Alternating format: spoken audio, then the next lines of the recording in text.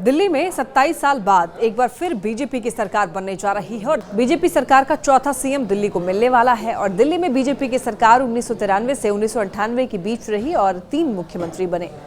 BJP सरकार के पहले सीएम मदन लाल खुराना थे, जिन्होंने 1993 से 1996 तक सीएम की कुर्सी संभाली और हवाला कांड में नाम आने के बाद उन्होंने पद छोड़ा। दूसरे सीएम साहिब सिंह वर्मा थे, जो कि प्रवेश सिंह वर्मा के पिता हैं। तीसरा सीएम सुषमा स्वराज थी, जो महज 52 दिन के लिए मुख्यमंत्री बनी थी। दिल्ली विधानसभा चुनाव में बीजेपी को मिली शानदार जीत के बाद अब इस बात को लेकर चर्चा जारी है कि दिल्ली का सीएम कौन होगा। देखिए, सीएम पद के कई दावेदार हैं, जिनमें सबसे प्रमुख दावेदारों में शामिल हैं प्रवेश सिंह वर्मा, जिन्होंने दिल्ली के पूर्व मुख्यमंत्री और आम आदमी पार्टी के संयोजक अरविंद केजरीवाल को शिकस्त दी। दूसरे नंबर पर महिलाओं की दावेदारी है और इसकी वजह यह है कि प्रधानमंत्री नरेंद्र मोदी ने चुनाव प्रचार के दौरान महिलाओं पर फोकस रख करके नीतियों की घोषणा की। उससे ये कयास लगाए जा रहे थे कि इस बार दिल्ली सीएम पद की कमान किसी महिला को सौंपी जा सकती है।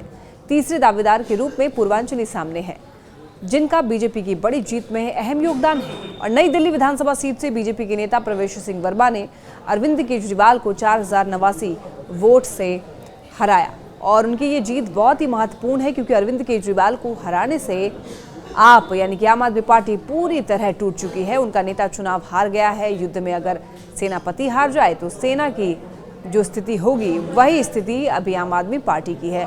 आम आदमी पार्टी को नेपथ्य में पहुंचाने में प्रवेश सिंह वर्मा का अहम योगदान है और इसीलिए सीएम पद पर उनकी दावेदारी काफी अहम मानी जा रही है। सीएम फेस के लिए रेखा गुप्ता का नाम भी रेस में सबसे आगे है। 50 वर्षीय रेखा गुप्ता बीजेपी महिला मोर्चा की राष्ट्रीय उपाध्यक्ष हैं और उनके नाम की चर्चा होने की वजह से रेखा गुप्ता सोशल मीडिया में ट्रेंड भी कर रही हैं। रेखा गुप्ता की दावेदारी इसलिए भी मजबूत है क्योंकि वो वैश्य समुदाय से आती हैं और दिल्ली में वैश्यों की बड़ी आबादी भी है। तो दिल्ली चुनाव में इस बार बीजेपी की ओर से 4 महिला उम्मीदवार चुन करके आई हैं और उनके नाम है शालीमार बाग से रेखा गुप्ता, वजीरपुर से पूनम शर्मा, ग्रेटर कैलाश से शिखा राय और नजफगढ़ से नीलम पहलवान।